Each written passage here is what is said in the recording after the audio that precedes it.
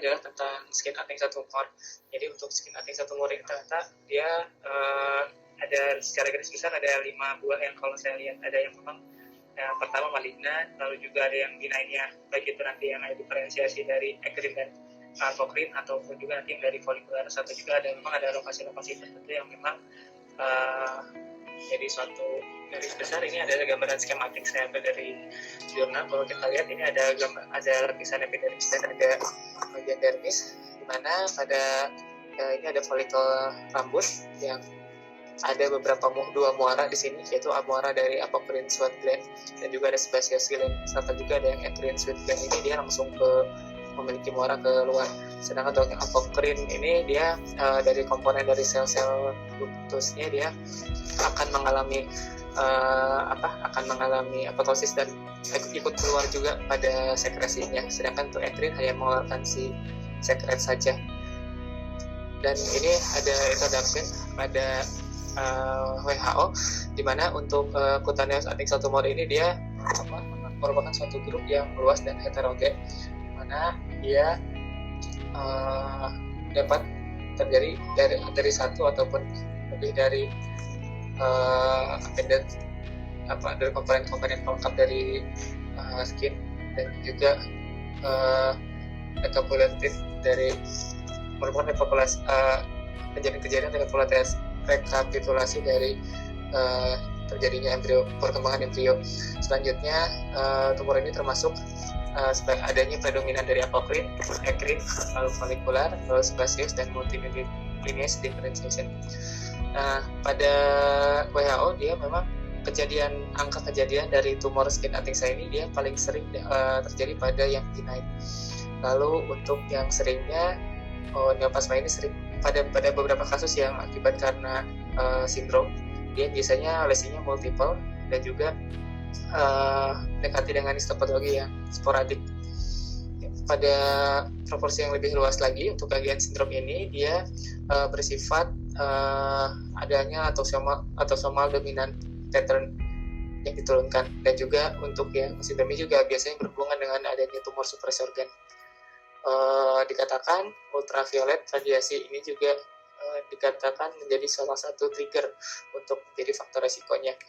Selanjutnya untuk skin anexa tumor ini dia memiliki clinical presentation yang peculiar tadi, aneh gitu ya. Jadi ketika kadang-kadang dia bersifatnya soliter disertai adanya multiple papules, nodules, dan juga adanya plak. Untuk IHC-nya dia limited value, memiliki nilai yang terbatas untuk diagnosis dari si skin anexa tumor ini, tapi juga dapat bermanfaat untuk yang partikular. Ya, lokasi paling sering adalah head and neck, terus juga cutaneous skin anexa ini juga mimik dengan skin cancer yang muncul akibat adanya sun exposed area. Lalu untuk adnexal yang karsinoma ini harus dilakukan evaluasi secara ekstensif karena diperlukan untuk mengeksklud adanya metastasis dari daerah yang lain. Pada tata laksananya untuk yang skin anexa tumor ini dia lebih dengan wide surgical excision dengan clear margin dan memiliki prognosis yang baik. Selanjutnya untuk ini adanya dari introduction ini dapat kita lihat untuk anexa tumor ini dia terbagi atas ada yang malignan tumor dengan apocrine dan eccrine differentiation, dan juga ada yang lesi benign-nya, dan ini terdiri atas berbagai macam gambaran varian dari histopatologi. Begitupun dengan yang benign-nya. Selain dari tadi diferensiasi dari eccrine dan apocrine, itu juga ada diferensiasi dari yang folikularnya. Begitu juga ada yang benign, lesi benign-nya. Nah, ini ada juga diferensiasi dari sebaceous, dan juga ada spesifik site. Nah, pada kesempatan kali ini karena ini cukup banyak, saya mungkin lebih mencoba membahasnya mengenai yang diferensiasi dari apocrine dan juga eccrine. Lalu pola pikir saya berpikir karena memang kenapa kita harus tahu dulu yang benign tumornya. Ini dong untuk yang introduction tadi, bahwa selain tadi yang dikatakan oleh Dr. Akbar kan dia termasuk yang berasal dari apoprin, ekrin, tapi ada juga yang berasal dari spesifik anatomical structure seperti dari kelenjar Hall dan juga dari kelenjar anogenital yang memanggil like gland. Dan selain itu juga berasal selain etiologinya berasal dari novo, bisa juga berasal dari yang awalnya benign menjadi malignan. Contohnya misalkan Eusebioseus itu bisa berkembang menjadi glioblastoma. Nah, selain itu juga ada katakan di WHO 2018 bahwa ada istilah uncertainty benign or malignant. Itu bisa digunakan untuk adiksi tumor yang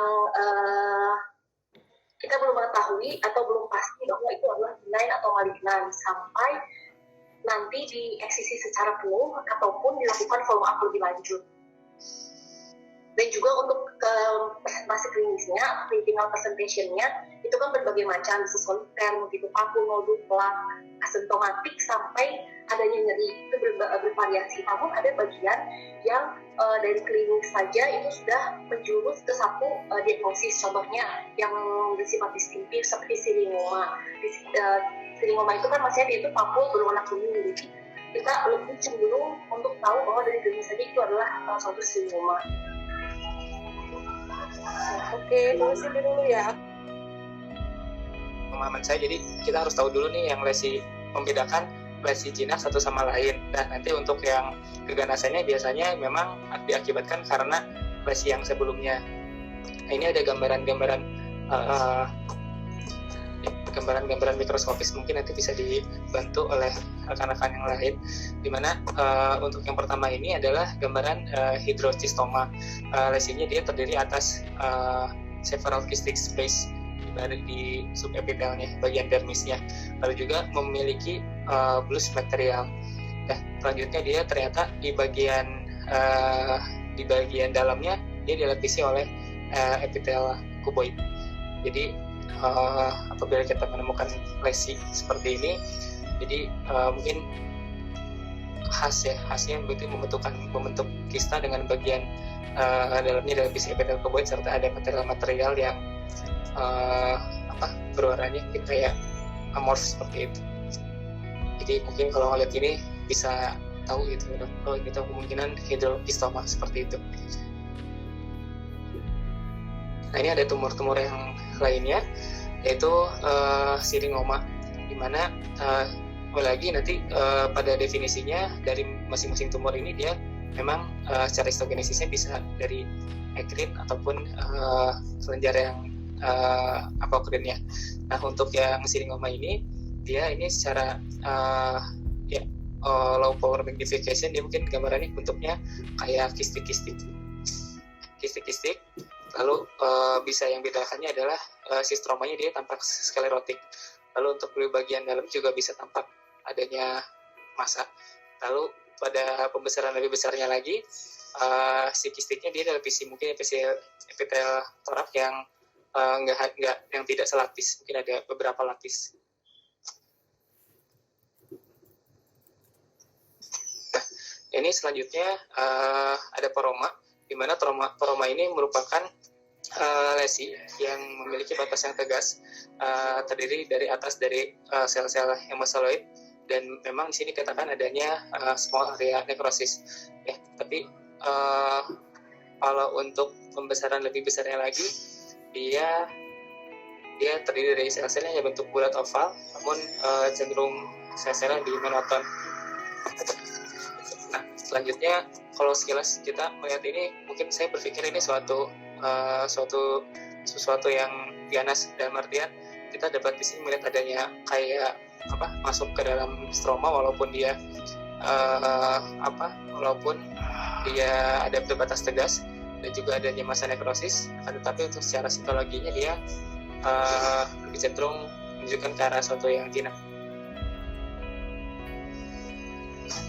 Untuk selanjutnya ini ada syringofibroadenoma, di mana syringofibroadenoma ini dia terdiri atas bentukannya kayak pita-pita dari epitel sel yang berfenestrasi itu kayak apa ya, kayak anyaman seperti itu ya, dan beranastomosis satu sama lainnya. Lalu si stromanya dia edematus dengan mulus kolagen.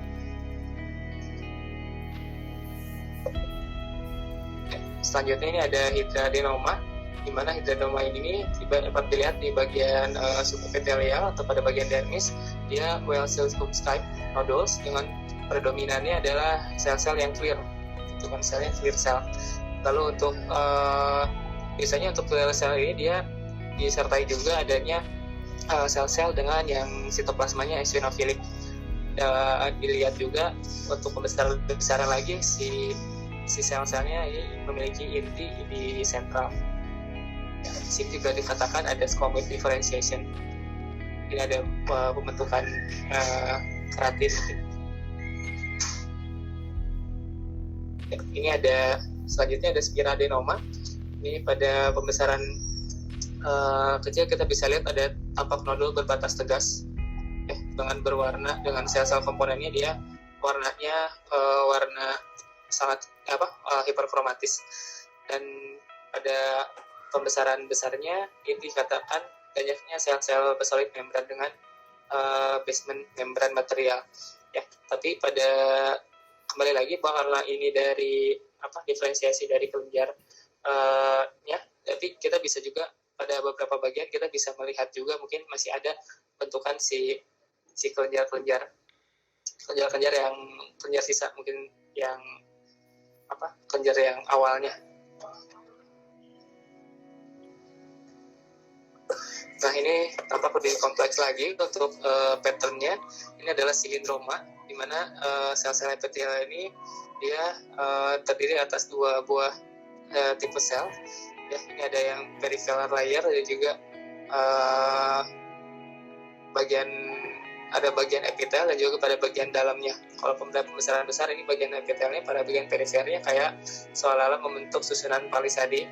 Di bagian tengahnya dia sel dan bagian tepinya ini dia ukurannya lebih kecil biasanya dan lebih blue.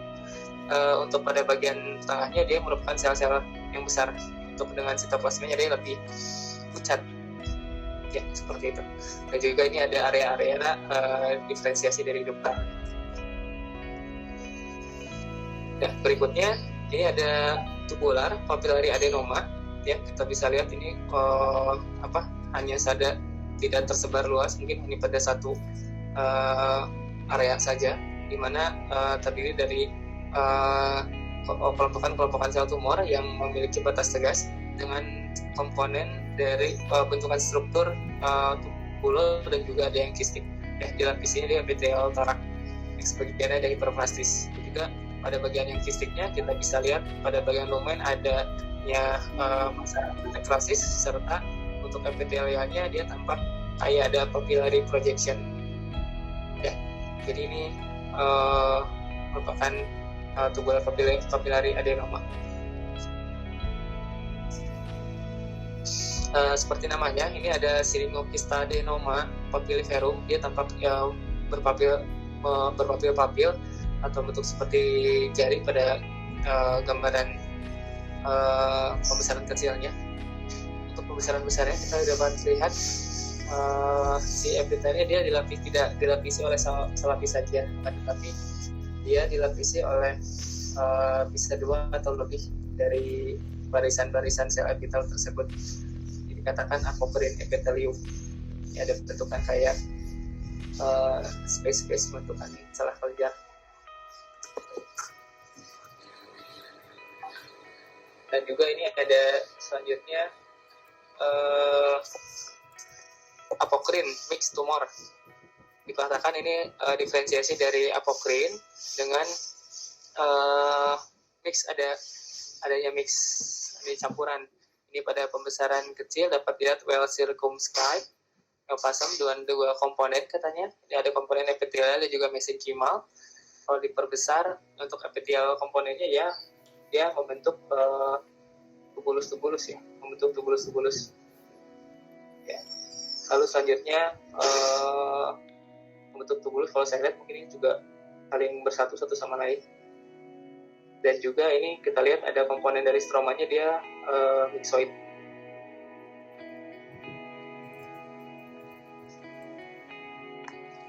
Selanjutnya ada cutaneous syncytial myoepithelioma. Ini lesi yang terakhir dari yang benign. Dia dapat dilihat dengan dapat dibedakan. Dia dikatakan seringnya yang varian esophagic menunjukkan sheet-like growth pattern, seperti seperti hamparan gitu. Dan juga di sini dikatakan adanya metaplasia adipositik yang pada area bagian lebih dalamnya lagi. Untuk pembesaran lebih besarnya, dia tampak sel-sel histiocytoid, bentukannya short spindle dengan sitoplasmanya yang banyak, serta juga ada sebagian yang pucat, dan juga ada yang bentukan syncytial sitoplasma. Ya, ini sama, ini gambaran cutaneous myoepithelioma, uniform epithelioid cell solid trabecular atau mesh growth pattern. Di antaranya ada myxoid stroma. Ya, itu tadi untuk yang masih benign-nya.